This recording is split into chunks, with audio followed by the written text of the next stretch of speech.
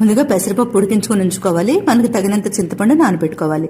ముందుగా గిన్నెలో పోపు వేసుకొని తర్వాత కట్ చేసిన బెండకాయ ముక్కలు, పచ్చిమిరపకాయలకు కూడా వేసాను. కొంచెం నీళ్లు పోసి పసుపు వేసి ఒక్కసారి పొంగాక అప్పుడు నానబెట్టిన చింతపండు రసం తీసి వేసానమాట. అలా పులుసుతో పాటు మరుగుతుండగా ఉప్పు, పసుపు, ఇంగువ వేసి బాగా మరుగుతున్నప్పుడు ఉడికించిన పెసరపప్పు కూడా వేసి పప్పు కూడా కలిపాక బాగా మరిగించుకోవాలి. అప్పుడు మంచి పెసరపప్పు పులుసు రెడీ అవుతుంది. నేను ఇందులో ఇంగువ తప్ప ఎటువంటి మసాలాలు కూడా వేయనండి. ఇది ఇలాగే బాగుంటుంది. ఇష్టపడితే ధనియాల పొడి వేసుకోవచ్చు. నా దగ్గర కరివేపాకు లేదు, కొత్తిమీర మా వాడికి నచ్చదు, అందుకని ఇలా చేశానమాట. అల్టిమేట్ టేస్ట్ అనమాట. మనం ఏ వస్తువులో అదనపు హంగులు ఎన్ని పెట్టినా సరే ఆ హంగుల తాలూకా రుచే కనిపిస్తుంది తప్ప అసలు వస్తువు రుచి తెలియదు. అసలు వస్తువు రుచి తెలియాలంటే పోపు ఒక్కటే చాలండి. కోర్స్ అలా కూడా చేసుకుంటూ ఉంటాం అనుకోండి. అయితే పెసరపప్పు పులుసు ఎలాగని ఆ మధ్య ఒక సబ్స్క్రైబర్ అడిగారు, వారి కోసం అనమాట ఇది. అందరికీ నమస్కారం.